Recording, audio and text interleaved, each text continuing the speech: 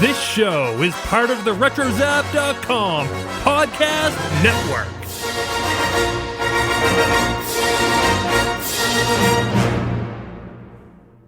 And welcome everybody to episode 67 of the Animanicast.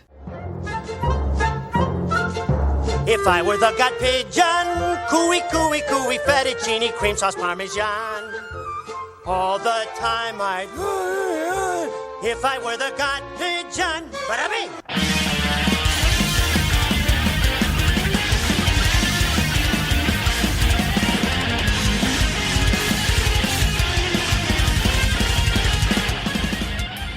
And welcome once again to another episode of the Animanicast. We are the only podcast out there that is dedicated to the animated television series, Animaniacs.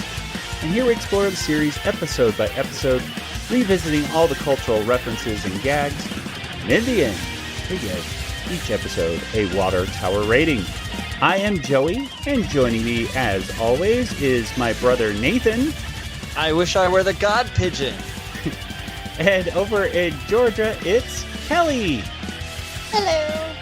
Well, guys, today I think we have a very cool episode to discuss. Cool. But we're going to be talking about episode 67 of Animaniacs. Our leftover extravaganza continues as we go into season 2. Today we're going to be discussing some filler and 2 Goodfeathers segments. One is called Mama-Mia, and the other one is called Pigeon on the Roof. Let's see, guys. In a few words, if I were to ask you what you thought about this episode, what would you say? Nathan? I feel like it's Thanksgiving with all this bird and stuffing. Oh. Burn. And Kelly, what about you? I love the Sequest reference. There you go. I knew as soon as that Sequest reference came in that Kelly was very happy at that moment. Very. Well, Kelly, before we get into a lot of the discussion, you yourself... We get to talk about another time I was happy, right? Exactly. You've had a very good week this week because... Yeah. Tell us why. What has happened this week that has made you very happy? Okay. Well, first of all, I would like to extend congratulations, Kermit Flail, whatever, to my boys Steven Spielberg and John Williams for being nominated for Golden Globes for the movie The Post, which nobody seems to have heard of. I heard. I don't know who. I don't know who these people are. I'm not acquainted with them any longer.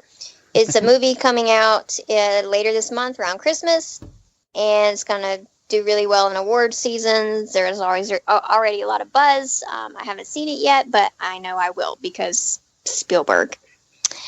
And also, on Monday night, I got to see The Last Jedi in a press screening, which was amazing. Yay! So there you go. That's your non-spoiler review of The Last Jedi. It is amazing. So there you go. It's very good. You'll laugh, you'll cry. I mean, it's emotional. I mean, just seeing Carrie Fisher on screen again was emotional. So, it's a lot going on in the movie. Yeah, I saw a little thing from Brian Young on Facebook saying that he thinks he cried more. He cried during the first time he saw The Last Jedi. And the second time he saw The Last Jedi, he just cried the entire time. So yeah, that's what he told me too. That's just like that's funny. There were some things I was kind of iffy about. Like, I don't know why they did this, and he's like, I loved it. I loved every moment of it. I said, well, did you not love any part of it? And he told me one part he didn't love, which I thought was a little. I mean, it was just being critical, but I guess it can't be perfect. I mean, to anybody, but his thing that bothered him didn't bother me at all. Interesting. Okay. And and so I mean, I'm just talking around things right now, but yeah, it was good. I think if you go in without any expectations and just go for the love of Star Wars, you'll love it. If you go in prepared to pick it apart and have issues with it, I mean, I'm sure you'll find something. But But overall, really very thought-provoking film. Okay. Well, I can't wait to see it. By the time this is released, I would have seen the episode 8, I should say, 2 times. And Nathan, how many times would you have seen this by the time this episode gets published? We'll say 2 times. I don't know. 2. Why not? Yeah. I mean, I might see it every day. Who knows? It should be like 4. I could do it up to 4 times. Maybe. We'll have to find out. Well, okay. Well, very good news right there in the world of Spielberg and Star Wars this week. So all that was great. Well, let's go ahead and get into our discussion of today's episode. And before we do, Nathan, tell us, when did this episode first premiere? Oh boy. So this episode first premiered on Saturday, September 17th of 1994. And there was a Miss America was crowned that day, but what's I think is cool is there was a bunch of TV premieres that came out that week, like ER premiered on Tuesday and Friends premiered on Thursday. There was also Touched by an Angel premiered that Wednesday. Earlier in the month, we had cartoons like Reboot, The Tick, and The Magic School Bus all premiered as well in September. So pretty awesome stuff. A lot of good shows out there. Yeah. And then if you had to see a movie, Shawshank Redemption is released that Friday. So another good movie to see. So a movie that I still have not seen, and my wife gets mad at me every time I bring it up. Well, I only just saw it last year. You just saw it last year? So yeah. What did you think, Kelly? No, it was amazing. I don't know why it's taken me so long. It's just one, everybody talks about it, raves about it, and I just, I need to watch that. And then I finally watched it on Netflix, and it was super good. And I'm glad I didn't really know any major spoilers going in, and only you just need the vaguest of the plot line. But I thought it was really well done. Frank Darabont, I think he was the director, right? I don't know. Okay. But the name sounds familiar. Because he used to work on The Walking Dead and did the Mist with Thomas Jane, which actually has a lot of Walking Dead actors in it. But he also used to write for Young Indiana Jones. So that's how I mostly know him. But yeah, he I think he did that, and I want to say he did The Green Mile too. Oh, there you go. All right. They had a Green Mile too? Yeah, the sequel was very weird. No. I love The Green Mile too. So anyway, moving on. Oh, wow. Let's go ahead and get to our discussion of today's episode. And before we get into our major segments, which of course are, 2 Goodfeathers episodes, we're going to talk about the filler. So we're going to start off with some Randy Beaman segments.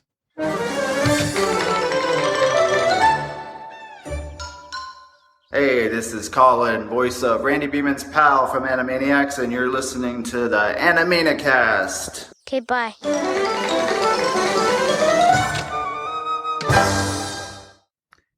So the first Randy Beaman segment that we had happened right at the beginning, right before the credits, the opening credits, I should say. And Colin comes out and tells everybody about how Randy Beaman's sister made a face. Okay, one time Randy Beaman's sister, one time she was making a really ugly face, and Randy Beaman's mom said, "Stop it, your face will get stuck like that." And it did. And he makes a really weird looking face, and it was very weird looking indeed. And then he falls on his face too on the way back into the house, which I really felt sorry for Colin right there, but he shouldn't have been making faces, I guess. So, and the other Randy Beaman segment that we had was this is weird. He's out of the bathtub again. He's, holding a towel. It's like, kid, get some clothes on before you come out to the front yard. Whatever. He has his towel around him. It's falling down. He picks it up at literally the last second before he exposes everybody. We could have had a much different rating on the episode. Exactly. He talks about the time Randy Beaman's uncle blew his nose, and then his head exploded, right? His brains came out. Oh, that's really disgusting. One time, Randy Beaman's Uncle Roy blew his nose so hard his brains came out. True. Yeah, he should have spoke up because he was wearing a towel. Or wait, I guess it's the other way. I'm just trying to think of the Simpsons reference. But... Yeah, I have to speak up. I'm holding it. I'm wearing a towel. Just a minute. Don't hang up. Yellow. You'll have to speak up. I'm wearing a towel. Well, of those two Randy Beaman segments, guys, which one of those do you think was better? Nathan, do you have a preference? I guess the ugly face. He makes a pretty silly face there. So. And Kelly, do you have a preference? Yeah, the blowing the nose and the brains coming out. I have to go with the face one, because that face it was freaky. When I was starting up the episode on TV, my wife was only paying part attention, and I think it just kind of paused on that for a split second, and she got very freaked out, like, what the heck is going on? She didn't get the context of why Colin's face looked like that. So yeah, I've got to go with the first one on that. Okay, let's get to some other filler segments that we have, or as Nathan calls it, stuffin'. We have a Mime Time. It's Mime Time. So the Mime Time segment that we had was the mime is riding on an imaginary subway. And of course, since he's on an imaginary subway, people who ride the subway, the thugs on the subway, all come in and beat him up, take all of his clothes, and run away. And the mime is there in his boxers with no shoes on. He walks away and he steps on a tack and he starts yelping in pain. And I think that is the only time we hear the mime actually say something, sort of. Oh, yeah, he spoke in that buttons le balloon. Oh, that's true. I totally forgot about that. He did go le ouch, right? Yeah. So the mime, so it's pretty much the same thing here. Though. Yeah, the mime will talk when you hurt him. This is what we have learned from Animaniacs. He's not that dedicated that he won't do that. So that was a pretty good one right there. And the last filler well, actually, there's more filler. The other filler stuff we have is good idea, bad idea. And this is like a good idea, bad idea marathon. They're just like almost too much. It's just like, there's more. Wait, there's more. Every time you think Tom Bodette is going to go, the end. It's like, oh, another one. The first good idea, bad idea. The good idea was giving a small child a balloon. And the bad idea, giving a small child a bunch of balloons. Because she lifts up and goes away. The other one was good idea was taking up a new hobby like bird calling. The bad idea was taking up a new hobby like buffalo calling. And he gets trampled. It's really sad. Don't do that. The other good idea, I gotta laugh at this one. Good idea was ordering a chili dog to go. Bad idea was ordering a chili dog that makes you go. And the last one was just weird. Visiting the picturesque McLean, Virginia. And the bad idea was visiting picturesque McLean Stevenson. I had no idea who McLean Stevenson was. The guy looked just like a guy with a fisherman's cap on. And I was saying, who is that? Did any of you know who McLean Stevenson was without looking at the notes or anything? No. Okay, he was the guy on MASH, and I never watched MASH as a kid. My parents liked to watch it. I thought it was boring. And every time that the theme song would start up, just the it's like, oh, change the channel. Yeah, I did the same thing. I was like, it seemed like MASH was on all the time as a kid. It was like, and it was just, it was after the news. It was always like it was syndicated so much. It's like there's good syndicated shows like Three's Company, and then there was MASH. It was like, and you know within the first two notes if it's something you want to watch or not. I don't know. I'd be interested to see if I could watch MASH now and get a more appreciation of it. A couple of episodes. I guess it wasn't over Thanksgiving break. It was maybe it was last Christmas. I can't remember. I was at home and it was on TV, because my boyfriend's really into the show and has like the boxed collection. I was like, really? I don't understand it. But I watched a couple episodes, and it actually is pretty funny. It's a lot better than I thought it was. And apparently I think the show even gets better the longer into it that you get. But yeah, I didn't watch it as a kid and just didn't understand it. I think it still might hold the record for most viewers at a finale, mainly because that finale there was happened. Nothing else on. Yeah, exactly. There was only 3 channels, so everybody watched it, and now how many kids that I talk to in my school that they don't even watch TV? They bring up these people. Oh my gosh, they talk about the celebrity. I'm like, who is that? And it's, he's on YouTube. Everybody's on YouTube. I don't know. Kids today, I don't know. I know. Well, get off my lawn. Get off my lawn, kids. So there you go, Nathan. That was, you never watched MASH, right? No. Yeah. But McLean Stevenson had that kind of like, I don't know how else to describe it other than, I've never watched the show. He has kind of like a fisherman hat. It might be a fisherman hat for all I know. But Skullhead looking at him was pretty funny. It's that time again. To watch Don Knotts videos. Like the Incredible Mr. Limpet? Finally, they had a Wheel of Morality, and this Wheel of Morality was actually slightly funny. I did get a little chuckle out of this one. And the moral of today's story was, people who live in glass houses should get dressed with the lights out. And very good advice from Yakko and the Wheel of Morality, I think. That's our filler. That's our stuff. Any other highlights, guys? Any things that you liked from the Good Idea, Bad Ideas, or Wheel of Morality? Anything like that? I liked when he gave the little girl lots and lots of balloons and she started floating away. See, that was my least favorite Good Idea, Bad Idea. My favorite one was the chili dog. That one makes me laugh. Yeah, that was fun. Every time, yeah. Well, let's go ahead and get right into our discussion. This is a different kind of episode because it is themed solely to the Goodfeathers, and I don't know about you guys, but growing up, the Goodfeathers were always something that I didn't really care about. The Goodfeathers, I kind of sometimes tuned out when the Goodfeathers were on TV. What do you think, Kelly? They weren't my favorite, but I liked them better than like Buttons and Mindy and Flavio and Marita. Oh yeah, that's true. And Nathan, what about you? Yeah, I don't think they're capable of carrying an episode. It was just kind of like, I don't know. They're not like Pinky and the Brain. They can carry an episode of Animaniacs all by themselves, and no one will complain.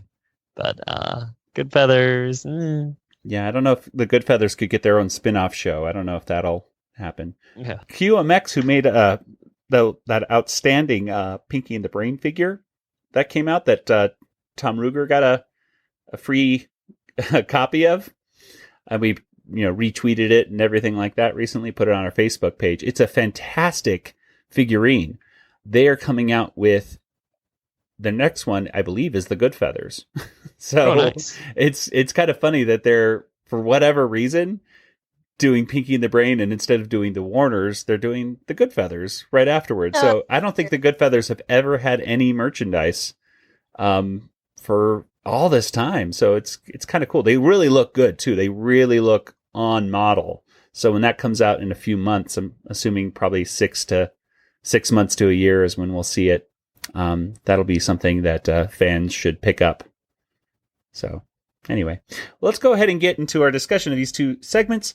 The first one is called Miami Mama-Mia. This is Maurice LaMarche, the voice of Squid the Pigeon from the Goodfeathers and Animaniacs, and you're listening to the Animanicast. Don't hit me, Pesto!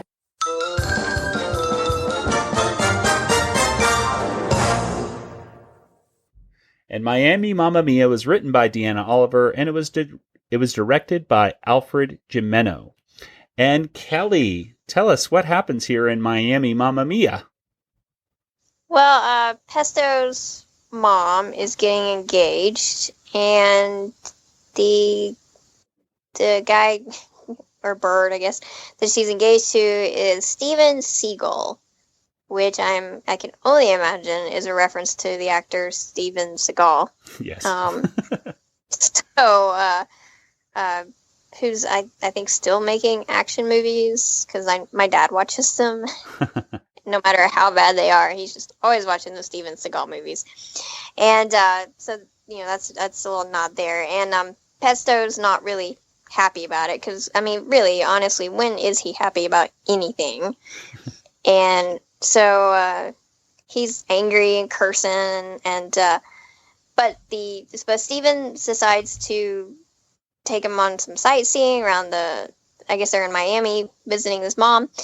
And they go around and keep encountering different situations. And Pesto will say, why don't you be like a dad and go check it out, or go and get the bread from the restaurant.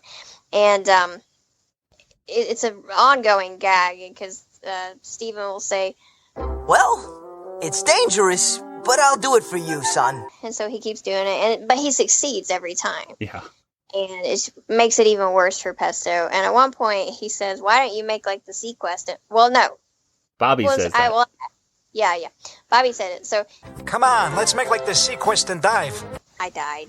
Because back in, I guess it was 93, Sequest aired on NBC, and before the show even came out, I was already in love with it. It was executive produced by none other than His Greatness, Steven Spielberg, and it starred Rory Scheider, who was the main character and main actor in Jaws, which is also Spielberg, and it had Jonathan Brandis, who I had a major crush on. And I thought he was the greatest. He was the computer genius, and it had a robotic dolphin. And and the pilot episode was directed by Irving Kershner, who was the director of The Empire Strikes Back. So what's not to love? Really, I wrote about it in my diary. I was so excited about this show. And watched it every week. And so, in fact, I think there was a special episode of Tiny Toons. I guess it was Tiny Toons, where they go on vacation, or it was a summer vacation or something like that. That aired, I want to say, in prime time. And there actually was, because I remember I taped it, but they actually had a cartoon version of the Sequest with Roy Scheider, coming out the top of it. Oh, and, okay. I believe you're thinking of I believe it's called Tiny Toons, How I Spent My Summer Vacation, and yes, I loved it. No, I did too. It was such a funny special. We went to Blockbuster. We never owned it, but it was on VHS, and we rented it so many times at Blockbuster because I love to rewatch that special so many times. It is hilarious. It is Tiny Toons at its best, I think, is that special. And I taped it and would rewatch it. Yeah, Rob Paulson, Tom Ruger talked about how that was Rob Paulson's kind of first gig with him, I believe, doing Buster Bunny, doing the little sound with the mouth harp kind of sound. When they go to the possums in that part of the movie, I'll say it's kind of a movie. Anyway, Sequest is in that. That was another Sequest reference. So I thought that was great. It took me back to when I was, I had a weekly show that I was obsessed about watching every week. The Sequest for me filled the void that was left by the untimely, horrendous, bitter cancellation of the Young Indiana Jones Chronicles. Oh, yes. And I was still boycotting ABC at that point in my life, so... Because, by golly, they were going to know that I was upset. Yeah, they felt it. They almost went out of business that year, but... I'm sure they did. Barely pulled out of it. I only stopped once Disney bought them. Yeah. Like, when Disney bought ABC, I was like, okay, well, that's over. I'm not mad anymore. Well, so basically, to wrap it up, they get married, right? And fly off. And then I guess Pesto's all kind of happy about it at the end. The god pigeon married them like, off. whatever. Yeah. At the end, he's like, okay, well, I guess I got to get married. And the god pigeon marries them off. And I really thought it was funny when the god pigeon is crying at them flying away. He just thought it was so beautiful. So.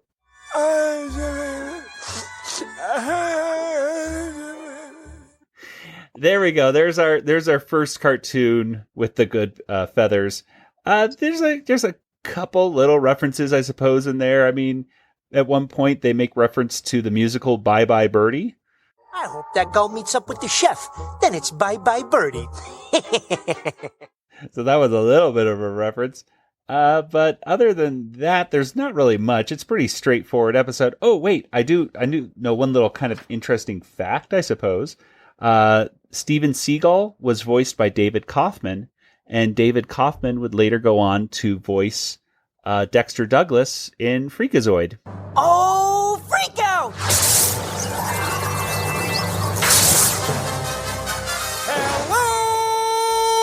Hello! I'm here in the show! And he was also Danny Phantom. Some people out there, if you're younger than us, you might have watched Danny Phantom. But I know him as Dexter Douglas, the alter ego of Freakazoid.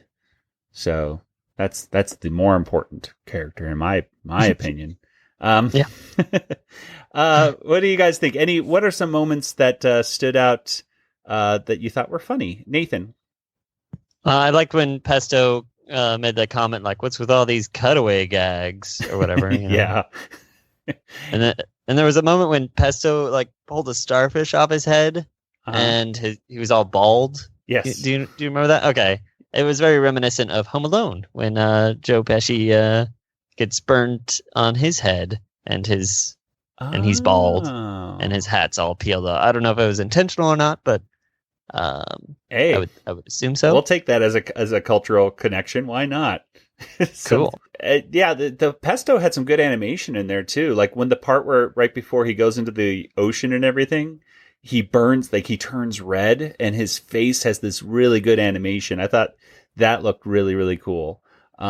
So there are some little snippets of greatness, I think, in this when it comes to the animation. There's some other parts where the animation is really off, like at the end where he's getting mad at Squid. Squid's feathers and Pesto's feathers, and in fact, I think all the good feathers, their feathers kind of turn into hands and like fingers, and it just looked weird. There's this weird balance where their wings can look like hands, and it looks okay. No, I felt the same way. Did you guys notice this too? What the heck is going on with Pesto's mom? She's like immediately starts flirting with Squid, saying, "Ooh." Oh yeah, that was weird. Right, and she's engaged. Yes. I think she just likes him young. Like she likes him young. Who is this bird? That's Squid. You are quite the looker, Squid. Ow! Well, I do not see this marriage ending well. I think this is not a very committed woman. We better warn Steven Seagal. I better gotta keep an eye on that woman. She's still a bachelorette, apparently. That's right? true. Technically, she was not married. She was not married. So, hey, go ahead, I guess. So I did think that was a little weird choice for her, because at first when I was first watching it, I was like, oh, is this episode going to be about him, the mom liking Squid and Pesto getting mad about that? But no, it quickly changed to, oh, I'm engaged to the seagull who's young. And I thought, okay. So that was just it made me a little confused, maybe scratch my head, but whatever. Any other moments that you guys kind of looked at and thought were cool? Cool. We mentioned the little mermaid Mindy going by, which I thought was kind of a cool little connection. It would have been nicer, I think, if this episode was partnered up with that Mindy and Buttons episode. Yeah, they had they had a Goodfeathers in that. It was the with 3 we make egg roll. Yeah, so you would think like put that one in there, but whatever. Yeah, probably you could have switched these two and been fine. I think they're about equivalent. Yeah. Oh. About. Yeah. And I guess the only other kind of weird thing is if the audience out there, when the shark or the dolphins, I don't know, was in that ocean scene, there was this music playing, and for the life of me, I don't know what tune it was. It sounded very familiar. Come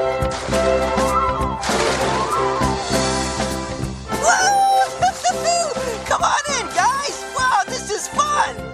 Your dad sure knows how to have a good time, you know what I'm saying? Yeah, he's great. Audience, if you know what tune that was, if it is a tune, let us know. Animaniacast@retrozap.com, or just let us know on Twitter or Facebook.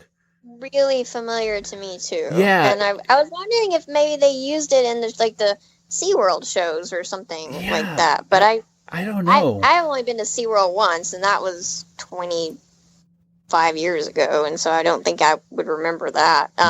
So I wondered if maybe it was something Disney-esque. Yeah, it really felt like I was like, I should know this song. Like I think I've heard it before, and they don't play these songs just accidentally. They always have something to do with the water or the sea or the fish or something like that. So it didn't sound Jaws-like. No.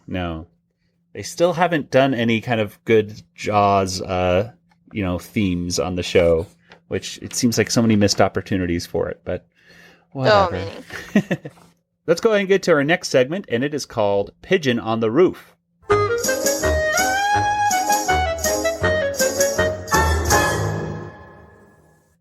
And Pigeon on the Roof was written by Deanna Oliver, and it was directed by Jenny LaRue, who I believe we have not seen as an animation director on the show yet. That name looks new to me. Yeah, it sounds made up. It sounds made up. Maybe it is. I don't know. Jenny LaRue. Jenny LaRue. Nathan, go ahead and tell us, what is this Goodfeathers cartoon about?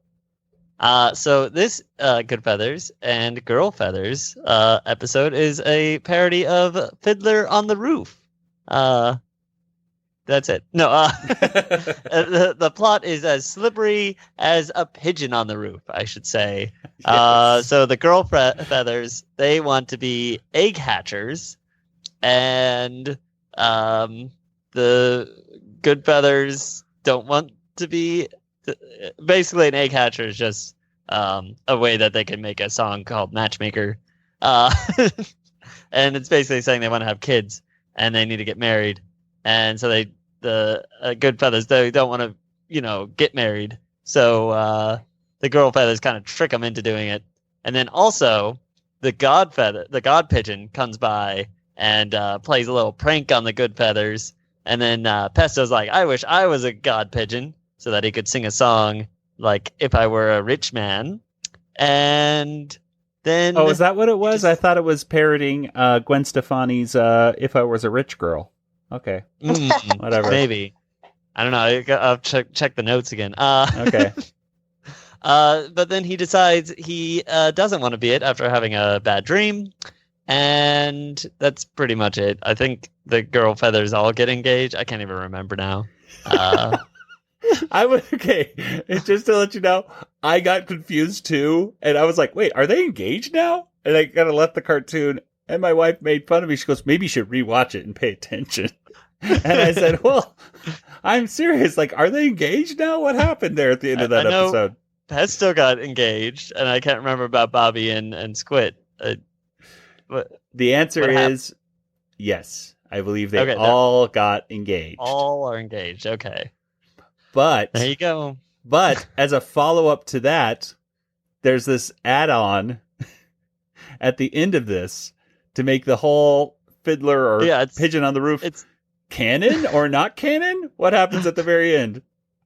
Oh, yeah. So it's like almost a separate cartoon, because I don't think it was even supposed to be originally with this one. It was just Pesto getting upset that the script didn't make any sense. And then Bobby sings him a song from West Side Story called Coo, which parodies Cool. So it's like, Bird, crazy bird, stay cool, bird. Beak it, buzz it, Easy does it. Turn off the juice bird. Go, bird, go. But not like a dodo. Cool bird. Play it cool, bird. Real cool. Cool. Boy, crazy boy. Stay loose, boy. Breeze it, buzz it, easy does it. Turn off the juice, boy. Go, man, go. But not like a yo-yo school boy. Just play it cool, boy. Real cool.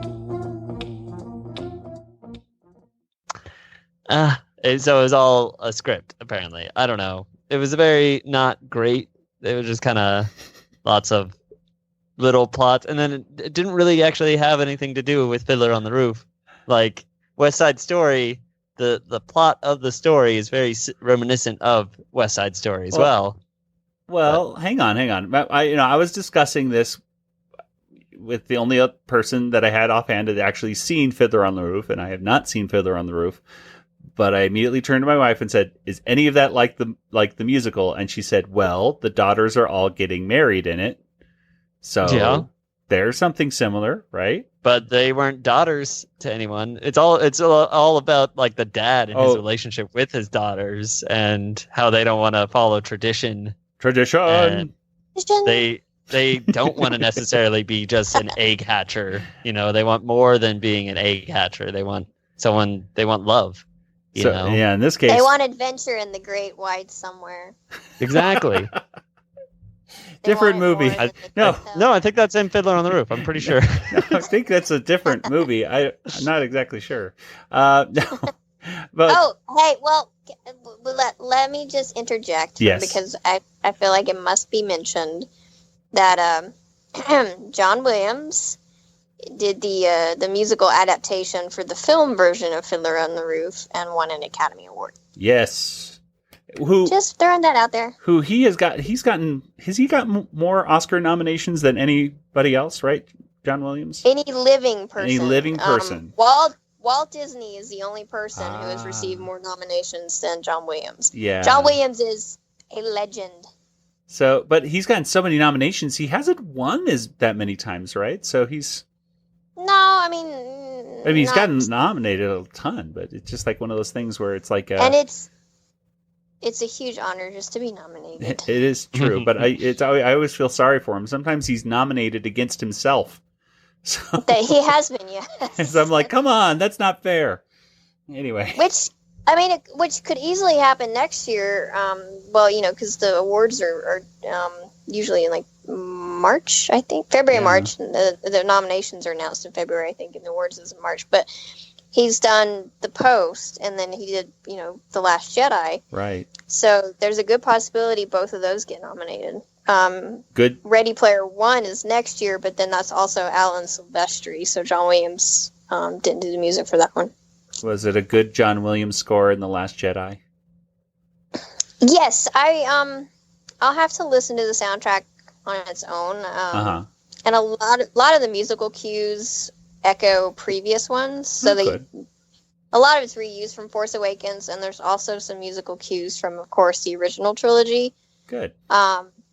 So a lot of familiar tunes, and then so the new stuff I'm gonna have to listen to a little more closely, and then also without the action, and just kind of appreciate it on its own. So because I don't have the soundtrack yet, I don't think it's available, or if it is, it just will, just has been. So I need to buy that. Yeah, I miss the days when you could get the soundtrack before the movie came out. And just so I could listen to it. Well, if they hadn't screwed up The Phantom Menace. That's true. With Qui-Gon's noble end. Then maybe that was pretty funny when that came out. I was like, well, I'm not surprised. Like I kind of saw it coming, but seriously, soundtrack people, come on. It was. I was working at Walden Books, and we got in the soundtrack, and I was really trying not to look at the back of it. But it was there every day when I was coming into work. And so I finally looked at it one day. I'm like, really, what could this give away? Because I was not flipping through the books. I was being really good. And dadgummit, I saw that. I was so mad. I was livid. But I did see the track listing before I saw The Last Jedi, because somebody posted it, and I was like, I'm just gonna look over here real quick, and nothing really is given away by the track listing, at least. So right. That's good. Well, speaking of music, let's go ahead and get into the whole Pigeon on the Roof parodies that they do, because there is a lot. So this is very similar to West Side Pigeons, of course, in that they're parodying a musical. This is very, looking at the tune of the song that they sing in the cartoon versus the original that they're parodying, they are almost beat for beat. This is not like Les Miserables and everything like that. It was always kind of like a little, it was close, but not exactly the same. This is almost the same notes exactly. So I'm a little surprised they got away with getting it matching up so much. I'm not sure I don't know if Fiddler on the Roof is perhaps owned by Warner Brothers, if that might be that a was reason about why. to say, maybe that's the difference. Well, anyway, so the first song they sing is Scorsese. Because we perched on the statue of the greatest filmmaker in the world, Scorsese. Scorsese, Scorsese, Scorsese, Scorsese, Scorsese, Scorsese. And that is a parody of Tradition. And how do we keep our balance? That I can tell you in one word. Tradition!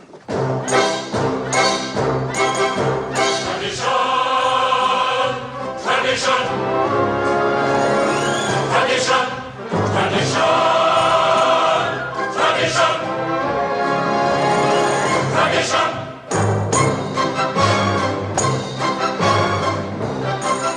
The next one they sing is Egg Hatcher, Egg Hatcher. Egg hatcher, I wanna be perched on a nest so feathery. Egg hatcher, I'm in the mood to sit on my tush and brood. Oh, Pesto, ask me to marry. Oh, Bobby, say the word and we're wed. Oh, Squid, cool! Make a commitment, I want to be married before I'm dead. Egg hatcher, don't want a date, 'cause marriage is best. Build us a nest, don't make us wait. We want eggs to incubate. Which is the parody of Matchmaker. Pigeon is the next song. If I were the gut pigeon, cooey, cooey, cooey, fettuccine, cream sauce, parmesan. All the time I'd, if I were the gut pigeon, bada-bing! Birds would kiss my toesies, shmooey, shmooey, shmooey, mustacholi, Vito Corleone. Lord showed them I wasn't born to lose. Make me boss of all them pidgey poos. I'd make offers no one can refuse. If I were the god pigeon, yeah! And that is a parody of If I Were a Rich Man. Close, and I really liked that particular song a lot because the part where Pesto goes, hey! And he kind of becomes fat like the god pigeon. I thought that was pretty cool. And then he also has the cooey cooey fettuccine cream sauce parmesan. Yes. And not only that, but he says Vito Corleone in it. And that's right. Yeah, so he says the Godfather's name from the movie. So that, hey, there you go. That's kind of cool. Cuckoo Quack was a song when I watched this this was just weird. This is where the plot kind of took a U-turn all of a sudden. And I was going, what's going on in this cartoon? It takes place in a graveyard. A feather on your head, cuckoo quack, cuckoo quack. We are the Grateful Dead, cuckoo quack, cuckoo quack. We feathered up a nest for our distinguished guest. Hello, God Pigeon Pesto. God Pigeon? You got it all wrong, zombies. He's just Pesto. He's not God Pigeon zombies. Although someday I hope to be. In Mazel Tov, it takes place in a dream as well in Fiddler on the Roof. I watched the scene of it today. Go ahead. It's not a real dream. It's like it's what he pretends he dreamed. Right. He's tricking his wife into agreeing to something. So he's like, "Oh, I had a dream about the ancestors, and they told me to do this." So then he describes the dream. So it's not a real dream, but I gotcha. Yeah, I got it out of context on YouTube today. And I thought he was really describing a real dream, not a made-up dream. Okay. Yeah. Still a cool scene, though. Like, it's like the people are dressed up as ghosts, and they're... it's probably the best animation in the cartoon. Oh my gosh! Probably. And the cart. I was just talking about Fiddler on the Roof. The scene looked cool because this lady's like swinging around on a wire and going swinging like crazy. Like I was watching that, going, well, that's pretty cool. But the animation in it is really cool. Like when the God Pigeon pops his head up out of the ground, it was frightening. It was like, yeah. There's another song as we wrap things up called Sasha Squid. I want to tell you something. Sasha Squid. Sasha Squid. Time to get engaged. We'll share a roost and hatch a family, even though you are middle-aged. That's it. Are you saying I'm old? No, hey, Sasha, I'm not saying that. Ow, what a relationship. And that is a parody of Sunrise, Sunset. Sunrise, sunset, sunrise, sunset, swiftly flow the days. Sailing strand overnight to sunflowers, blossoming even as we gaze. Go ahead. Well, so Sasha is Pesto's sister, and she already has a kid. She's already an egg hatcher. So like, unless this is a prequel, Squid's, maybe it's a prequel. But then why is Pesto having to watch Squid's kid? It's kind of weird. Good question. These are good questions. But then again, the whole thing was not canon apparently because they're all just reading from the script. So I guess maybe Sasha and Squid aren't even really an item. Yeah, maybe, I don't know. And then we have Do You Want Me, which is a parody of Do You Love Me? Do you want me? Do I, huh? Do you want me? Do I want him? The truth of it is he's mortified, petrified, terrified to say I love you, be my bride, I need you by my side. Do you want me? Oh, it's up to you. Then bada bing bip bip badoo. Okay, so we're betrothed. It's no big coup, but the truth of it is, I do want you. Yeah, I thought it was the actual song. I was like, what's the actual song for this one? Because it's... Well, it's a very similar kind of thing, except what's the father's name in Fiddler on the Roof? I forget his name. Mr. Fiddler. Mr. Fiddler. So Mr. Fiddler saying it to his wife, Do You Love Me? And it's almost note for note, exactly the saying. And finally, the last song they sing is Regis Philbin. This has been in my head, by the way, all day long. Let's go. Regis Philbin, on TV with Kathy Lee. Regis Philbin. We will not perch on that big goof. Regis Philbin, that big shot screams a lot. Regis Philbin. I'd rather be a pigeon on the roof. But it is a parody of the song, and I'm going to mispronounce it, but I'm going to play the sound clip where they're going to pronounce it correctly. Anektka. I don't know. How does it go? Anektka. I don't know. Yes. I can't remember. Here's the real way how to pronounce it.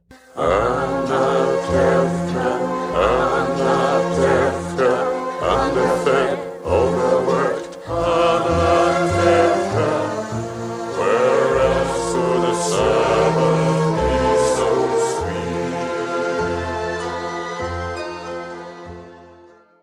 lot of different songs, and it sounded. I thought it sounded pretty cool, and I actually, as messed up and as weird as the plot was, I kind of liked it.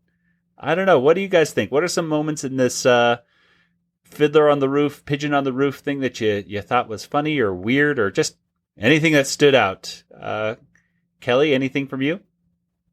I thought the statue thing was really funny because they freaked out about the Regis Philbin statue, and they're like, we're not going to sit on his head. And but it made me think of West Side Pigeons when they sing, that song about sitting on Scorsese's head. Yes. And so I thought that was funny though, but it did make me keep thinking of West Side Pigeons and how that was so superior to this.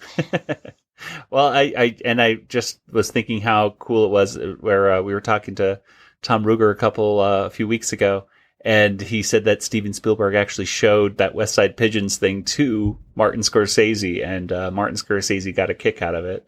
And I thought, that is so cool that just when people are able to see that Scorsese knows that pigeons are on his head somewhere.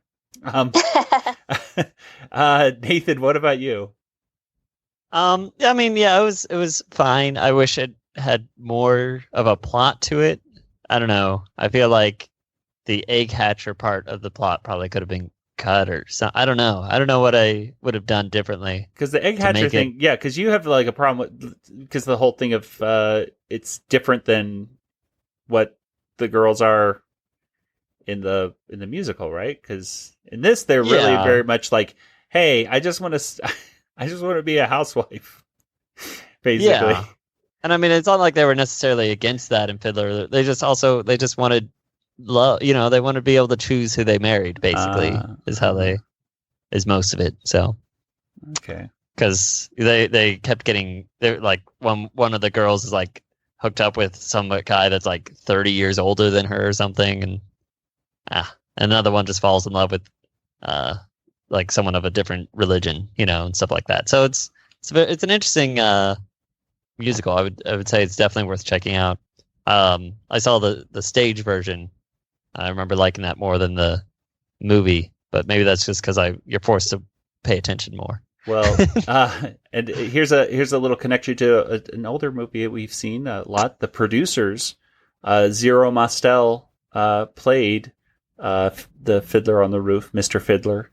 He played him on Broadway, I believe. He has a very famous performance of that, and so there you go. Now he's wearing a cardboard belt. Cardboard belt. All right. Well, I guess let's go ahead. One thing I got to mention also, it's kind of interesting. Jeff Bennett, who has voiced many different characters over the season of Animaniacs, actually did Bobby's singing voice in this. I thought he had a very close match for John Mariano in this. I had no idea that they had actually changed voice actors on there. So just thought that was kind of a neat little thing. Well, I think let's go ahead and is there anything else we want to say about I was going to say West Side Pigeons. Anything else you want to say about Pigeon on the Roof, guys? Did we mention the cuckoo cuckoo line? Oh, yes. Cuckoo cuckoo, Mrs. Robinson. And that, of course, is from Simon and Garfunkel. It was kind of cute. Yeah, it was just, she didn't like it that much. Sasha was not very happy with that line, but whatever. Cuckoo cuckoo, Mrs. Robinson. What do you mean by that? Nothing. Let's go ahead and get to our water tower rating.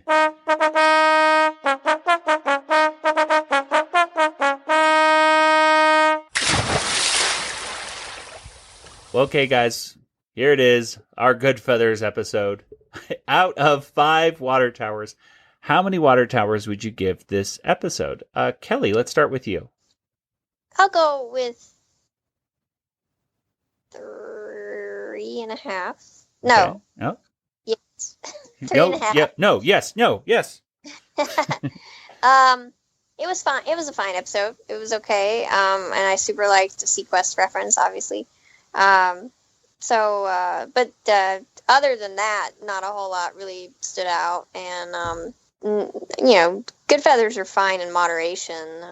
But I thought two segments back to back was a little much. Okay. But yeah, it was cute. And, I think if I had seen Fiddler on the Roof, I might have a deeper appreciation for that part of it. Because, like I mentioned, West Side Pigeons, I've seen West Side Story and I've seen Les Miserables, so I was able to really enjoy those parodies much more. When you get the references, it's just better. So that's part of it as well. But yeah, 3.5 is pretty good. All right. Nathan, what about you? I'm going to give it 2.5. All right. It's about equal to like last week's episode of, and then there's just too much filler. I think. I think if either of these were in like a separate episode, I think I'd like them more. But just having them clumped together makes me not like either one as much. And then having so many like good idea or bad ideas like in a row, it's just too much to handle. They should have spread those out a little bit more in that episode. So yeah, 2.5. Well, I'm gonna go ahead and give it 3.5. I actually enjoyed this a lot more than I thought I was going to. When I heard that there was 2 Goodfeathers ones in a row, the more I watched Pigeon on the Roof, the more and more I liked it. And I think if it was given almost a longer segment, like if it was given maybe not like a full 23-minute or 22-minute, Pigeon on the Roof thing, but, put a small little Warner's cartoon in there and then give, Pigeon on the Roof a little bit more time to breathe and to get the little plot changes ironed out. I thought it would have been really, really good. It was really good. I just thought it could have been amazing, if it just got a little bit more time to breathe. This episode right here was talked about on one of our listeners, Mike Russo, who has a blog called Hello Nice Warners. And we often look at it, as we're planning our show and everything. He said that this was the worst. He said that this might be the worst episode of Animaniacs.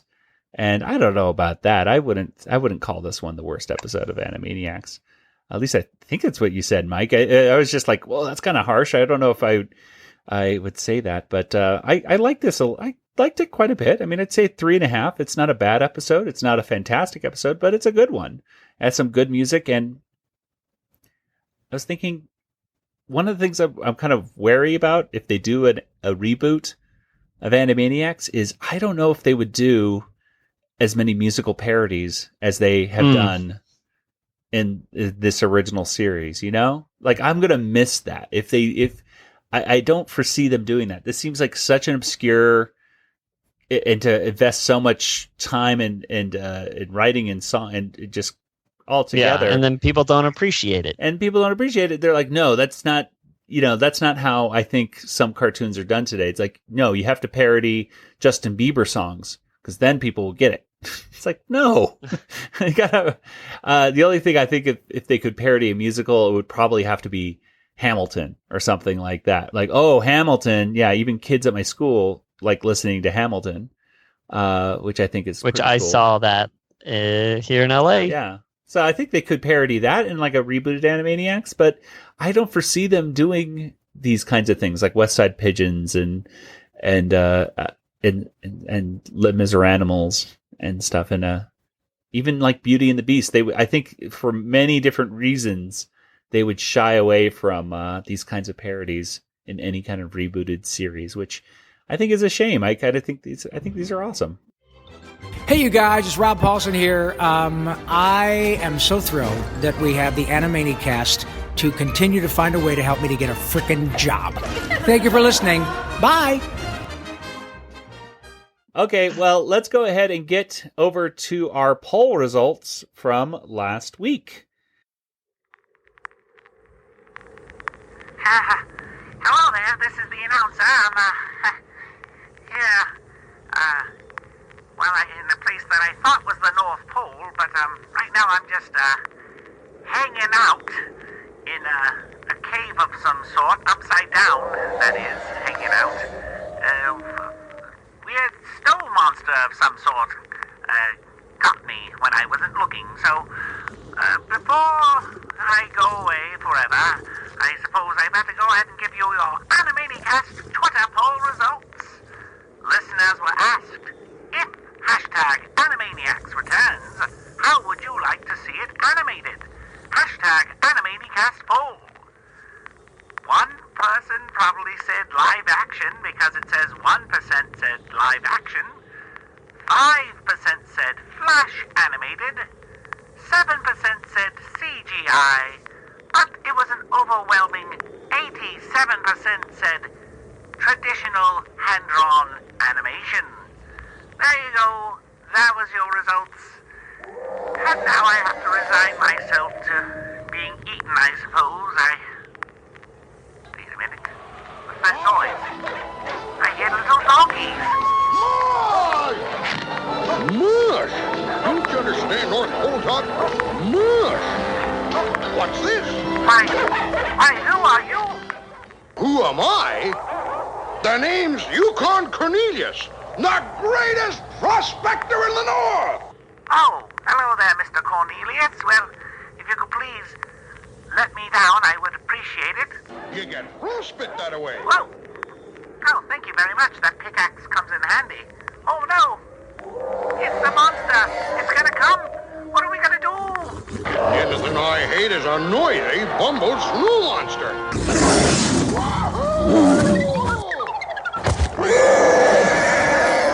Oh my goodness, he's just taken his pickaxe and chopped that monster's arm off. Nothing. Well, let's get out of here quickly. On the sled. Mush, mush! Mush! And now it's off to the studio with this week's poll. Like this. Watch. All right, well, those were our poll results, and I guess the announcer is rescued by Yukon Cornelius, so... Makes sense. It made perfect sense to me. So, I think this goes without saying. You guys would, if they do an Animaniacs reboot, I'm assuming traditional hand-drawn animation is what you guys would like to see. Am I correct in assuming this, Nathan, Kelly? Live action, maybe? No, not live action. I mean, I'm just curious. I want to see how they would do it. People were very upset at Nathan. They were saying, live action? What does that look like? And I said, I don't know. Blame Nathan. And I would always put, tag Nathan on those comments. Yeah. Because people were very confused. Well, many, many votes. Over 100 and... looks like almost 200 votes right there on this poll. So people were very adamant that it should be traditional hand-drawn animation. Kelly, I'm assuming you're all about the hand-drawn animation as well? Definitely. Yeah, you got to. And again, I doubt it will be. Again, I'm just like, I'm getting more hesitant the more I think about Animaniacs reboots every day. I'm like, that's not how cartoons are usually made these days. And I mean... The downside with hand drawn is you get this inconsistency with different, drawing companies. Yeah. But at the same, and as much as I like Archer, which is flash animation, I wouldn't want to see Animaniacs animated that way, or like Peppa Pig or something like that. I think the new Forces of Destiny, Star Wars Forces of Destiny, I think that's done with kind of a flash animation, and that looks pretty good. I think, it can be done right, but I just think for something like Animaniacs, where they need like a stretchy kind of feel to them, that, hand-drawn is really the only way. I guess you could go maybe CGI, because they kind of looked okay in the Nintendo GameCube game as three-dimensional things, true. But that would be the only kind of way I could think that maybe it would work. Whatever. Yeah, well, I just say live action all the way. Just, flip everything on the head.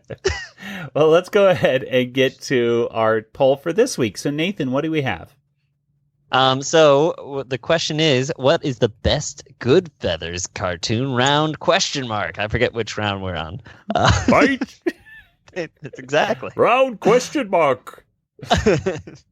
So we have we'll just do 4 choices, even though there's been 5 since our last poll now, but that's fine. So the choices are Raging Bird, where I believe they're in army times. Is that right? Raging Bird? Raging Bird is when I think he's when he's boxing and he's fighting for the girl's love from the Rocky Sylvester Stallone So these are all will have girls in them. Okay. Because Raging Bird, he has that, and then Girl Feathers was like an all girls feather cartoon. And then with 3 you get Egg Roll, where Pesto has to watch over his little nephew or niece, and Mama-Mia, Mia. Wait, I want to say Miami. No, I want to say Miami. Bienvenido a Miami. Miami. Mama-Mia. Yes. Where his mom is getting married. Okay. Well, those are interesting choices. And speaking of the Girl Feathers, this latest one is apparently the last time we will see the Girl Feathers in the series. So They're goodbye. all egg hatchers. They're all egg hatchers. And apparently the Goodfeathers are just deadbeat dads, and they just left them to never be seen again. I mean, Squid was already not watching after his kid. He was apparently. He's just a bad, terrible father. They are animals, so we can't be too harsh on them. But yeah, that's seriously. But whatever, guys. Well, you can make your voice heard by simply going to twitter.com/Animaniacast or simply searching on Twitter for #Animaniacastpoll. Well, let's go ahead and get to our contact information. Kelly, where can people get in contact with you to talk about Last Jedi and Spielberg and John Williams? They can find me at Twitter, Yoda Princess, YODAPRNCSS, or email Kelly at BigShinyRobot.com. All right. And Nathan, what about you? You can follow me on Twitter at DjangoFT. That's me. All right. And as for the Animaniacast, we are on Twitter, we're on Facebook, we're on YouTube, we're on Instagram. We're on a lot of places, I suppose, and we're also available on emails as well. You can email us at animaniacast@retrozap.com. Speaking of retrozap.com, there's so much stuff at retrozap.com happening every single day. Articles, videos, podcasts. There's like over 21 podcasts, I think, going on at retrozap.com. I mean, whether it's Star Wars, superheroes, pop culture, it's all there. So just subscribe to the Retro Zap feed on iTunes or your favorite podcast player, and you will not only get all of the Retro Zap podcasts delivered to your device, but even this one as well. So it's kind of like a all-purpose podcast feed. So do it. You won't be disappointed. Well, since this was a Goodfeathers episode, I think we better fly. That wasn't a very good pun, but whatever. Let's go ahead and go. So for Nathan and Kelly, this is Joey saying good night, everybody. Good night, everybody. Good night, everybody.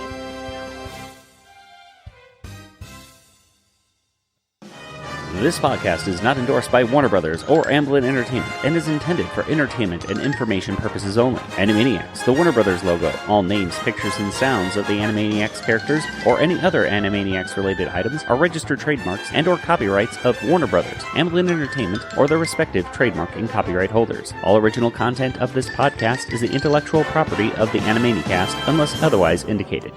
That's it!